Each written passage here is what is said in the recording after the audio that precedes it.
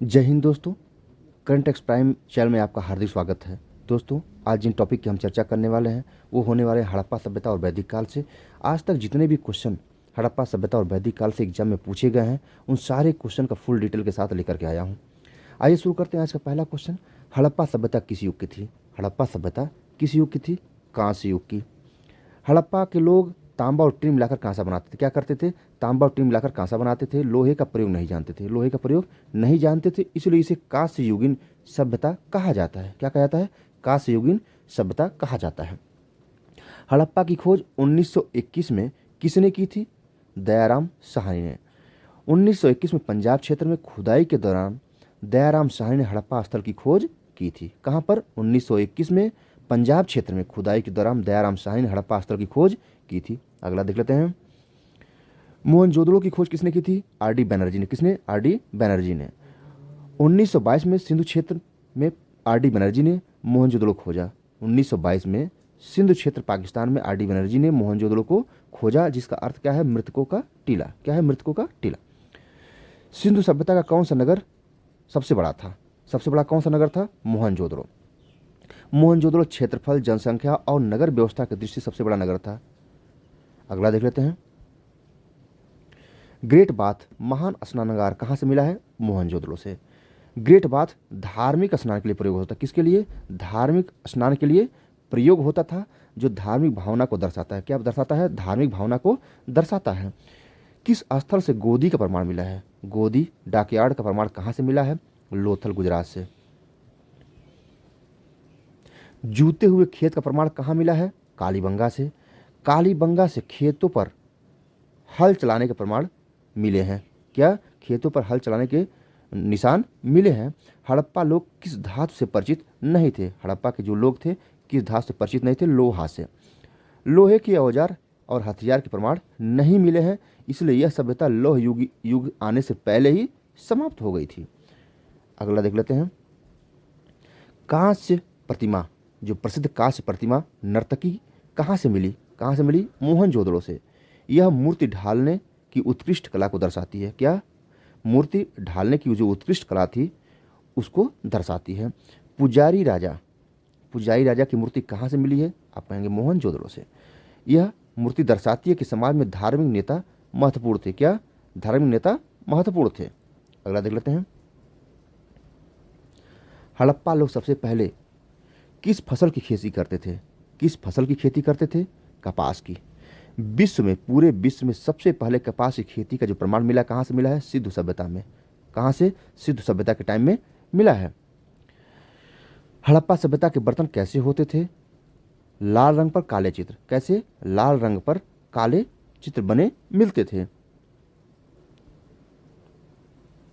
हड़प्पा नगरों की योजना कैसी थी? ग्रिड प्रणाली। कैसी थी? ग्रिड प्रणाली लागू थी। सड़कें उत्तर दक्षिण और पूर्व पश्चिम दिशा में समकोण पर बनती थी। कैसी? उत्तर दक्षिण और पूर्व पश्चिम समकोण पर बनती थी। मकान किससे बनाए जाते थे? पक्की ईंटों। किससे? पक्की ईंटों के।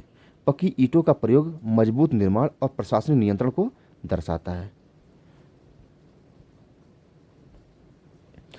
उत्कृष्ट जल प्रबंधन प्रणाली के लिए कौन सा स्थल प्रसिद्ध है?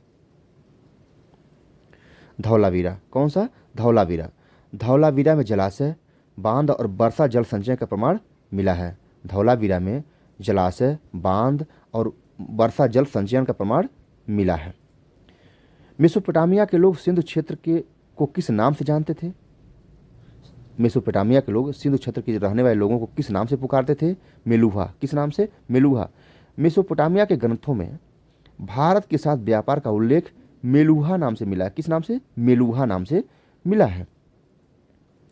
हड़प्पा सभ्यता का सबसे दक्षिण स्थल कौन सा है? हड़प्पा सभ्यता का सबसे जो दक्षिण वाला स्थल है वो कौन सा है? दैमाबाद। क्या है? दैमाबाद। दैमाबाद महाराष्ट्र। हड़प्पा संस्कृति का दक्षिणी सीमा दर्शाता है। दक्षिणी सीमा पर कौन स्थित है? दैमाबाद।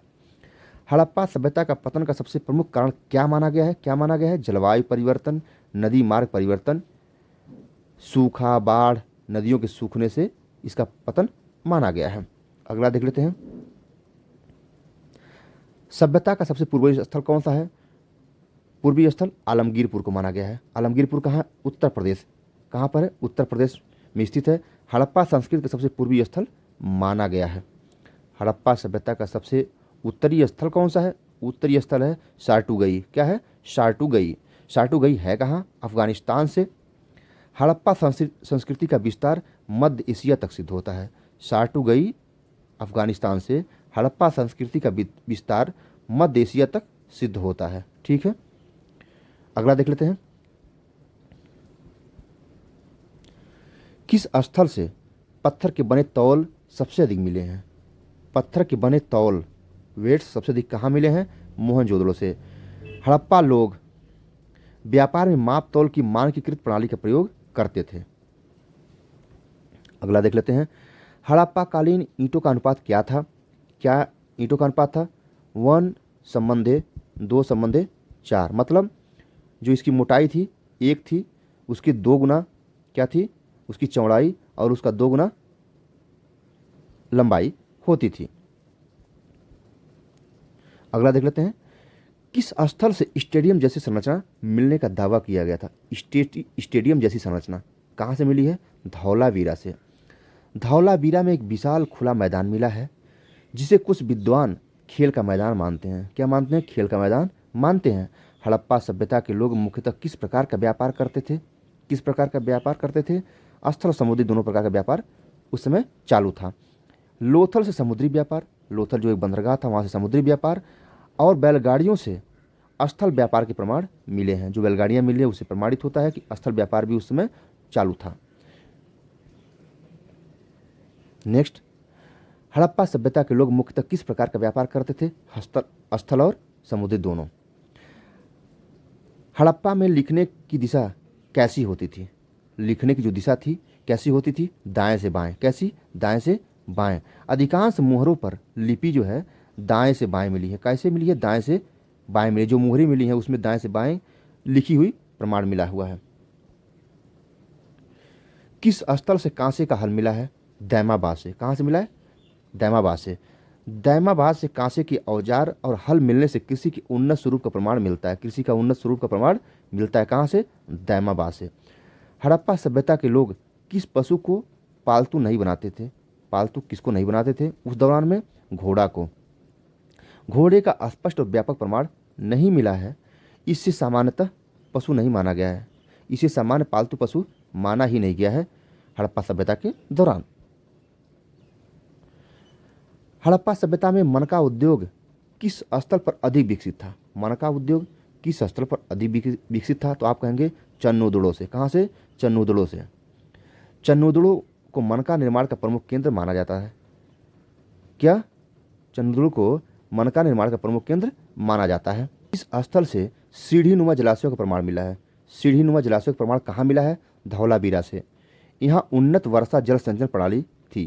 क्या थी? उन्नत वर्षा जल संचयन प्रणाली उस समय लागू थी। हड़प्पा सभ्यता के लोग किस देवी की पूजा करते थे? किस देवी की? मातृ देवी की पूजा उस समय की जाती थी। किस स्थल से अग्नि वेदिकाओं का सबसे अच्छा प्रमाण मिला है? अग्नि वेदिकाएं कहाँ मिली हैं? कालीबंगा में। कहाँ से? कालीबंगा में। कालीबंगा से यज्ञ जैसी अग्नि संरचनाएं मिली हैं। कालीबंगा से यज्ञ जैसी अग्नि संरचनाएं मिली हैं। अगला देख लेते हैं। हड़प्पा सभ्यता में मृतकों के साथ वस्तुएं क्यों दफनाई जाती थी? क्यों दफनाई जाती थी? क्योंकि मान्यता थी कि पुनर्जन्म और जीवन के बाद जीवन की मान्यता। पुनर्जन्म और जीवन के बाद जीवन की मान्यता। इसे पता चलता है कि लोग मृत्यु के बाद जीवन में विश्वास करते थे। मृत्यु के बाद भी जीवन में विश्वास करते थे। किस स्थल को हड़प्पा का प्रवेश द्वार कहा जाता है? हड़प्पा का प्रवेश द्वार कौन सा है? रोपड़। रोपड़ है कहाँ? रोपड़ पंजाब क्षेत्र में स्थित है। यहाँ से सभ्यता का भारतीय क्षेत्र में प्रवेश सिद्ध होता है। यहाँ से सभ्यता का भारतीय क्षेत्र में प्रवेश सिद्ध होता है। हड़प्पा सभ्यता में शासन व्यवस्था कैसी थी? कैसी शासन व्यवस्था थी? केंद्रीकृत और संगठित। कैसी थी? केंद्रीकृत और संगठित थी। मानकीकृत ईंटें, नगर योजना, तौल प्रणाली मजबूत प्रशासन को दर्शाती है। हड़प्पा सभ्यता के लोग किस प्रकार के वस्त्र पहनते थे? कपास से। किस प्रकार के? कपास के वस्त्र पहनते थे। कपास की खेती और वस्त्र निर्माण का प्रमाण मिला है। क्या क्या मिला है? कपास की खेती हड़प्पा से मिली है और वस्त्र निर्माण का प्रमाण भी हड़प्पा सभ्यता से मिला है। हड़प्पा सभ्यता में शिक्षा किस माध्यम से होती थी? परिवार और समाज के माध्यम से। किस माध्यम से? परिवार और समाज के माध्यम से मिलती थी। हड़प्पा सभ्यता की अर्थव्यवस्था मुख्यतः किस पर आधारित थी? किस पर आधारित थी? कृषि पर। खेती, पशुपालन और सिंचाई इनकी जीवन रेखा थी। हड़प्पा सभ्यता को नगर सभ्यता क्यों कहा जाता है? क्योंकि सुनियोजित नगर, सड़कें और नालियां का प्रमाण मिला है। सबसे प्राचीन वेद कौन सा है? ऋग्वेद। ऋग्वेद विश्व का सबसे प्राचीन ग्रंथ माना जाता है। क्या माना जाता है? विश्व का सबसे प्राचीन ग्रंथ माना जाता है। इसमें देवी देवताओं की स्तुति के 1028 सूक्त हैं। कितना है? 1028 सूक्त वर्णित हैं। ऋग्वेद में कुल कितने मंडल हैं? 10 मंडल हैं। कितने मंडल हैं? 10 मंडल हैं। ऋग्वेद के 10 मंडल में प्रकृति, देवता, समाज और जीवन का वर्णन मिलता है। सभा और समिति का उल्लेख किस वेद में मिलता है? ऋग्वेद में। किसमें? ऋग्वेद में इसका प्रमाण मिलता है। सभा क्या थी? बुजुर्गों की परिषद। कई बार पूछा गया है। सभा क्या थी? बुजुर्गों की परिषद थी और समिति जनता की सभा थी। यह वैदिक काल में लोकतांत्रिक व्यवस्था को दर्शाता है। क्या दर्शाता है? लोकतांत्रिक व्यवस्था को दर्शाता है। गाय को अघन्या जिसे न मारा जाए किस वेद में कहा गया है? ऋग्वेद में। गाय को अत्यंत पवित्र माना गया है, इसलिए उसे अघन्या कहा गया। क्या कहा गया है? उसे अघन्या कहा गया, जिसे न मारा जाए। यज्ञों की विधियों का वर्णन किस वेद में है? यज्ञों की जो विधि है उसका वर्णन किस वेद में है? तो आप कहेंगे यजुर्वेद में। यजुर्वेद में हवन, यज्ञ, बलि और अनुष्ठान की विधियों का वर्णन दिया गया है। भारतीय संगीत का मूल स्रोत किस वेद को माना जाता है? सामवेद को। कहाँ पर? सामवेद से।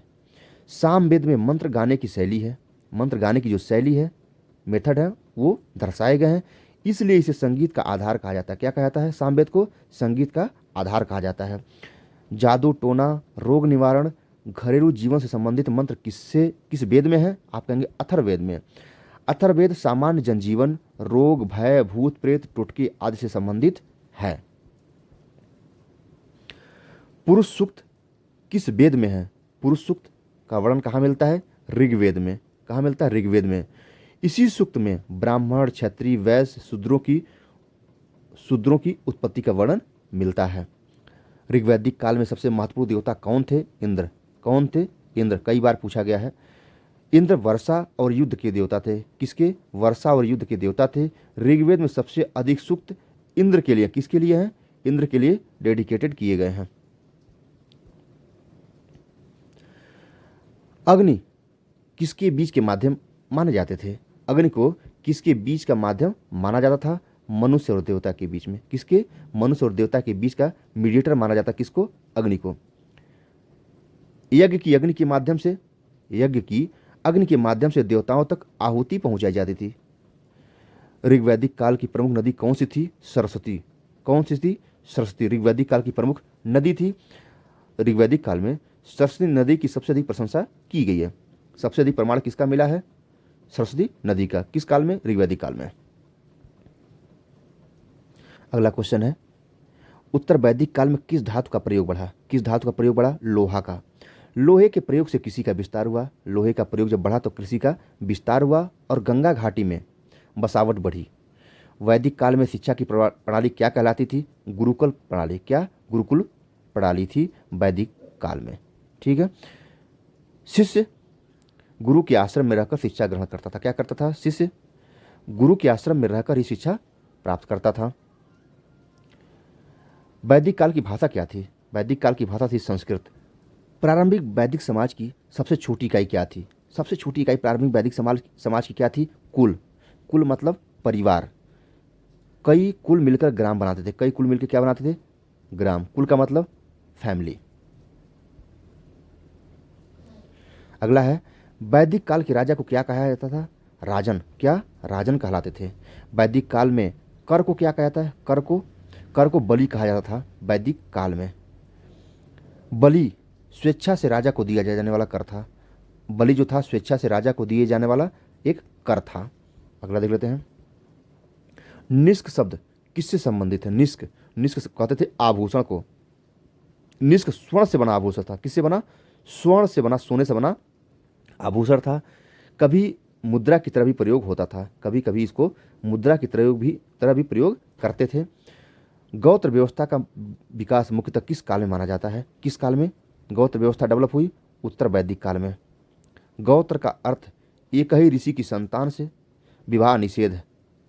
एक ही ऋषि की संतान से विवाह नहीं हो सकता। वर्ण व्यवस्था का कठोर रूप किस काल में विकसित हुआ? वर्ण व्यवस्था जो एक सामाजिक बुराई आज डेवलप हुई है, सबसे अधिक कहाँ डेवलप हुए? उत्तर वैदिक काल में। कहाँ? उत्तर वैदिक काल में। आरंभ में वर्ण कर्म पर आधारित था। किस आधारित था? कर्म पर आधारित था, लेकिन बाद में जन्म पर आधारित हो गया। बाद में जन्म पर आधारित हो गया। ऋग्वैदिक काल में युद्ध को क्या कहा जाता था? गविष्ठी। क्या? गविष्ठी। गविष्ठी का मतलब क्या होता है? गायों के लिए संघर्ष। गाय संपत्ति का मूल आधार था। क्या था? एक मुख्य आधार थी संपत्ति का गाय। अगला देख लेते हैं। पुरोहित शब्द का प्रयोग किसके लिए होता था? पुरोहित, यज्ञ कराने वाला ब्राह्मण। पुरोहित कौन था? यज्ञ कराने वाला एक ब्राह्मण था। पुरोहित राजा का धार्मिक सलाहकार भी होता था। क्या होता? राजा का धार्मिक सलाहकार भी होता था। वैदिक काल में ग्राम प्रधान को क्या कहा जाता था? ग्रामणी। क्या? ग्रामणी। वैदिक काल में ग्राम प्रधान क्या होते थे? ग्रामणी होते थे। ग्रामणी गांव का प्रमुख होता था, जो प्रशासन और युद्ध दोनों की भूमिका में महत्वपूर्ण स्थान रखता था। अगला देख लेते हैं। विष शब्द का प्रयोग किसके लिए किया गया है? विष मतलब जनता या जनसमूह। विष जनता जनसमूह के लिए प्रयोग होता था। ऋग्वेद में विष का अर्थ सामान्य लोग या जन समुदाय से है। सामान्य लोग या जन समुदाय दोनों के लिए विष का प्रयोग ऋग्वेद में किया गया। बहुत इंपॉर्टेंट है। वैदिक काल में सबसे लोकप्रिय खेल क्या था? लोकप्रिय खेल चौपड़। क्या था? चौपड़ सबसे प्रमुख खेल हो गया था। पासा का उल्लेख ऋग्वेद और अथर्ववेद में मिलता है। पासा का उल्लेख कहाँ का मिलता है? कई बार आया है। ऋग्वेद और अथर्ववेद दोनों में पासे का उल्लेख मिलता है। उत्तर वैदिक काल में प्रमुख राजनीतिक इकाई क्या बन गई थी? राष्ट्र। उत्तर वैदिक काल में प्रमुख राजनीतिक इकाई क्या बन गई थी? राष्ट्र बन गई थी। राज्य व्यवस्था विकसित होने लगी। राज्य व्यवस्था जो है विकसित होने लगी और बड़े क्षेत्र पर राष्ट्र कहलाने लगे। बड़े क्षेत्र क्या कहने लगे? राष्ट्र कहलाने लगे उत्तर वैदिक काल में। वैदिक काल में स्त्रियों को शिक्षा का अधिकार था। इसका प्रमाण किससे मिलता है? स्त्री ऋषियों के नाम। स्त्री ऋषियों के नाम घोषा, लोपमुद्रा, अपाला, मैत्रेयी जैसी विदुषी स्त्रियों का उल्लेख मिलता है। अगला देख लेते हैं। उपनिषदों का मुख्य विषय क्या था? उपनिषद का मुख्य विषय क्या था? आत्मा और ब्रह्म का ज्ञान। आत्मा और ब्रह्म का ज्ञान देना। उपनिषदों में दर्शन, ज्ञान और मोक्ष पर विचार किया गया है। किस किस पर? दर्शन, ज्ञान और मोक्ष पर विचार किया गया है। वेदों की व्याख्या करने वाले ग्रंथ क्या कहलाते हैं? क्या कहलाते हैं? ब्राह्मण ग्रंथ। वेदों की जो व्याख्या करते हैं वो ग्रंथ क्या कहलाते हैं? ब्राह्मण ग्रंथ कहलाते हैं। ब्राह्मण ग्रंथों में यज्ञ, कर्मकांड की व्याख्या मिलती है। आर्यणिक ग्रंथ किस जीवन अवस्था से जुड़े हैं? आर्यणिक ग्रंथ किस जीवन व्यवस्था से जुड़े हैं? वानप्रस्थ। किससे? वानप्रस्थ से। आर्यणिक का अर्थ क्या? वन में रचित ग्रंथ। क्या? वन में रचित ग्रंथ जो चिंतन से जुड़े हैं। जो वन में ग्रंथ रचना की गई है उसको क्या बोलते हैं? आर्यणिक बोलते हैं। इसमें क्या है? यह चिंतन से जुड़ा हुआ है, मेडिटेशन से। सत्यमेव जयते का विचार किससे जुड़ा है? उपनिषद से।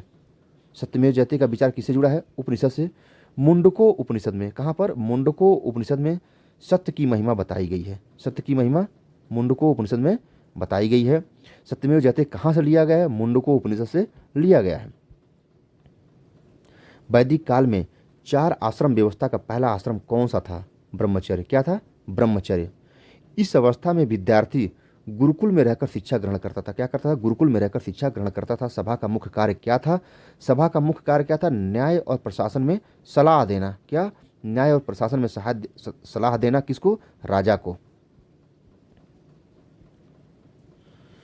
वैदिक काल में सेना के प्रमुख को क्या कहा जाता था? सेनानी। वैदिक काल में सेना के प्रमुख को क्या कहा जाता था? सेनानी। वैदिक काल की अर्थव्यवस्था मुख्यतः किस पर आधारित थी? किस पर आधारित थी? कृषि और पशुपालन पर, किस पर?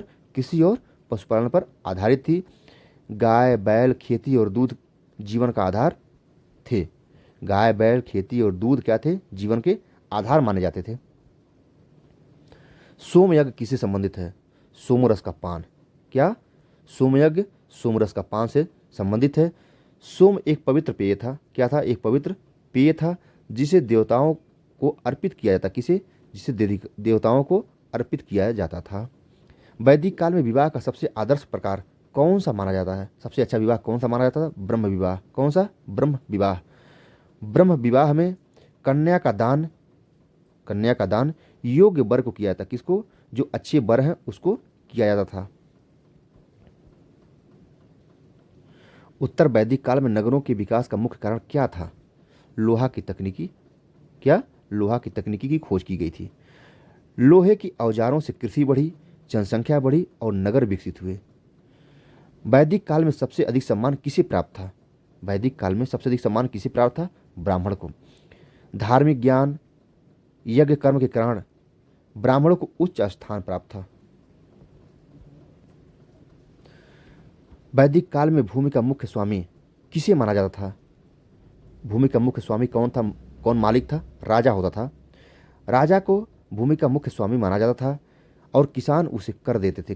किसान उसे क्या देते थे? बलि या भाग देते थे। सप्त सिंधु क्षेत्र का उल्लेख किस वेद में मिलता है? ऋग्वेद में। सप्त सिंधु कहाँ मिलता है? ऋग्वेद में। ऋग्वेद में आर्यों के निवास क्षेत्र को सप्त सिंधु, आर्यों का निवास स्थल को क्या बोलते थे? सप्त सिंधु बोलते थे। 7 नदियों का प्रवेश द्वार कहा जाता था। वैदिक काल में सभा और समिति का सदस्य कौन हो सकता था? सभा और समिति का सदस्य कौन हो सकता था? स्वतंत्र पुरुष नागरिक। स्वतंत्र पुरुष नागरिक। ऋग्वैदिक काल में राजनीतिक संस्थाएं अपेक्षाकृत अधिक लोकतांत्रिक थी। क्या? अपेक्षाकृत अधिक लोकतांत्रिक थी। वैदिक काल में सभा और समिति का सदस्य कौन हो सकता था? स्वतंत्र पुरुष। कौन? स्वतंत्र पुरुष। रीत की अवधारणा किससे संबंधित है? रीत की अवधारणा किससे संबंधित है? नैतिक और प्राकृतिक नियम थे। रीत क्या था? नैतिक और प्राकृतिक नियम थे। रीत का अर्थ है संसार का नैतिक और प्राकृतिक संतुलन, जो वैदिक चिंतन का आधार था। क्या था? वैदिक चिंतन का आधार था। वैदिक काल में व्यापार किस माध्यम से होता था? वस्तु विनिमय प्रणाली, वस्तु एक्सचेंज प्रणाली इसका मेन माध्यम था। उस समय सिक्कों का व्यापक प्रचलन नहीं था। सिक्के जो है व्यापक स्तर पर प्रचलित नहीं थे। वस्तुओं के बदले में वस्तुएं दी जाती थी। गोदाना शब्द किससे संबंधित है? गोदाना। गोदाना है विवाह संस्कार। गोदाना विवाह से जुड़ा एक वैदिक संस्कार था जिसमें कन्या को दान के रूप में दिया जाता था। किसे? कन्या को दान के स्वरूप दिया जाता था। वैदिक काल में अतिथि देवो भव की परंपरा किस बात पर दर्शाती थी? अतिथि सत्कार की परंपरा। अतिथि सत्कार की परंपरा दर्शाती थी। अतिथि को देवता के समान सम्मान देना वैदिक संस्कृति की विशेषता थी। क्या? वैदिक संस्कृति की एक विशेषता थी। किसको? अतिथि को देवता के स्वरूप सम्मान देना। वैदिक काल में दासों की स्थिति कैसी थी? सीमित अधिकारों वाले। कैसी थी? लिमिटेड इनके अधिकार थे। दास प्रथा थी, लेकिन यह बाद के काल में कठोर नहीं थी। यह बाद के काल जैसी कठोर नहीं थी। वैदिक काल में न्याय व्यवस्था का प्रमुख अधिकारी कौन होता था? न्याय व्यवस्था किसके पास थी? राजा के पास। राजा सर्वोच्च न्यायाधीश माना जाता था। क्या? सर्वोच्च जज माना जाता था। सभा उसे सलाह देती थी। सभा का काम क्या था? उसे सलाह देना। सौमनस्य शब्द किस भाव को दर्शाता है? सौमनस्य का मतलब भाईचारा और मित्रता। वैदिक समाज में सामाजिक सद्भाव और सहयोग पर बल दिया गया था। वैदिक काल में स्त्रियों को कौन सा अधिकार प्राप्त था? कौन सा अधिकार? वैदिक काल में शिक्षा और शास्त्र का अध्ययन कर सकती थी। क्या? शिक्षा और शास्त्र का अध्ययन कर सकती थी। जैसे मैत्रेयी, गार्गी, घोषा जैसी विदुषी स्त्रियों का उल्लेख मिला है। दान को वैदिक काल में किस रूप में श्रेष्ठ माना गया है? पुण्य काल के रूप में। पुण्य कार्य के रूप में इसे श्रेष्ठ माना गया है। दान को धर्म का सबसे महत्वपूर्ण अंग माना जाता था। वैदिक काल में सबसे पवित्र अग्नि कौन सी मानी जाती थी? वैदिक काल में सबसे पवित्र अग्नि कौन सी मानी जाती थी? आवाहनीय अग्नि। जिसका आवाहन किया गया हो वह अग्नि सबसे पवित्र मानी जाती थी। यज्ञ में देवताओं को आहुति देने के लिए आवाहनी अग्नि का प्रयोग होता था। अगला देख लेते हैं। पुत्रेष्टि यज्ञ किस उद्देश्य से किया जाता था? पुत्रेष्टि यज्ञ पुत्र की प्राप्ति के लिए। किसके लिए?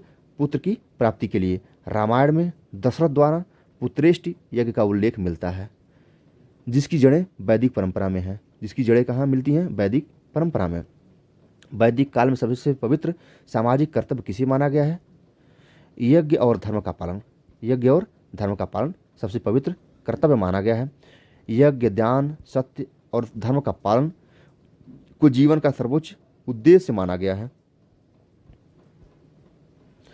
वैदिक काल में जन शब्द का प्रयोग किसके लिए होता था? जनता और कबीला के लिए। ऋग्वेद में जन का अर्थ कबीला या जनसमूह होता था। कहाँ पर? ऋग्वेद में। आर्य लोग जनों में रहते थे। आर्य लोग जनों में रहते थे, न कि निश्चित सीमाओं वाले राज्यों में। राजसूय यज्ञ का उद्देश्य क्या था? राजसूय यज्ञ होता था राजा का जब अभिषेक किया जाता था। राजसूय यज्ञ के माध्यम से राजा अपनी सार्वभौमिक सत्ता को वैधानिक रूप देता था। अगला देख लेते हैं। अश्वमेध यज्ञ किस उद्देश्य से किया जाता था? किस उद्देश्य से? साम्राज्य विस्तार और शक्ति प्रदर्शन के लिए। इस यज्ञ में छोड़ा गया घोड़ा जिस क्षेत्र में निर्बाध घूम जाता था, उस पर राजा का एकाधिकार माना जाता था। वैदिक काल में पुर शब्द का अर्थ क्या था? पुर का मतलब होता है दुर्ग या किला। उत्तर वैदिक काल में ऋग्वेद में पुर का प्रयोग निश्चित सुरक्षित दुर्ग या किले के रूप में हुआ है। ऋग्वेद में पुर शब्द का प्रयोग सुरक्षित दुर्ग और किले के लिए हुआ है। इंद्र को क्या कहा गया है? ऋग्वेद में पुरंदर कहा गया है, यानी किलों को तोड़ने वाला कहा गया है। अगला देख लेते हैं। ऋग्वेद में पुरंदर किस देवता को कहा गया है? इंद्र को। वैदिक काल में दास और दस्यु किसके लिए प्रयुक्त होते थे? किसके लिए? शत्रु जनजातियों के लिए। किसके लिए? शत्रु जनजातियों के लिए। अगला देख लेते हैं। धन वैदिक काल में किसका प्रतीक था? धन वैदिक काल में किसका प्रतीक था? संपत्ति और समृद्धि का। किसका? संपत्ति और समृद्धि का। गाय वैदिक काल की प्रमुख संपत्ति थी। वैदिक काल की प्रमुख संपत्ति क्या थी? गाय। इसलिए व्यक्ति की समृद्धि का आकलन गोधन से होता था। किससे? गोधन, कितनी उसके पास गाय हैं। वैदिक काल में सभा का अध्यक्ष कौन होता था? राजा। सभा का अध्यक्ष कौन था? राजा। सभा राजा को प्रशासन और न्याय में परामर्श देती थी, परंतु अंतिम निर्णय राजा ही करता था। अंतिम निर्णय किसके पास था? राजा के पास। उषा देवी किससे संबंधित थी? उषा देवी प्रभात माने सुबह से। ऋग्वेद में उषा देवी अत्यंत सुंदर वर्णन है।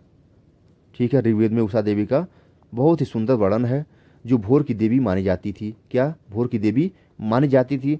वैदिक काल में गायत्री मंत्र किस देवता को समर्पित है? वैदिक काल में जो गायत्री मंत्र किस देवता को डेडिकेटेड किया गया है? सूर्य देवता यानी सविता को। गायत्री मंत्र सूर्य देव सविता की उपासना से जुड़ा है। त्रिवर्ग की अवधारणा कौन कौन शामिल है? त्रिवर्ग की अवधारणा में कौन कौन शामिल है? धर्म, अर्थ और काम। उत्तर वैदिक चिंतन में मानव जीवन के 3 उद्देश्य माने गए हैं। धर्म यानी कर्तव्य, अर्थ मतलब संपत्ति, काम मतलब इच्छा। बाद में मोक्ष जुड़कर चतुर्वर्ग बन गया। बाद में मोक्ष भी जुड़ गया और चतुर्वर्ग बन गया। वैदिक काल में उपनयन संस्कार का क्या अर्थ था? उपनयन संस्कार शिक्षा आरंभ। क्या? शिक्षा का प्रारंभ। उपनयन के बाद बालक गुरुकुल में जाकर वेदों का अध्ययन शुरू करता था। पहले उपनयन होता था, उसके बाद बच्चा क्या करता था? गुरुकुल में जाकर वेदों का अध्ययन करता था। वैदिक काल में अन्न को पवित्र क्यों माना जाता था? जीवन का आधार होने के कारण। जीवन जीने का क्या था? आधार था। अन्न को प्राण के समान माना गया है। अन्न को प्राण के समान माना गया है, इसलिए अन्न का अपमान पाप समझा जाता था। अन्न का अपमान क्या समझा जाता था? पाप समझा जाता था। वैदिक काल में सुमंगल जीवन का अर्थ क्या है?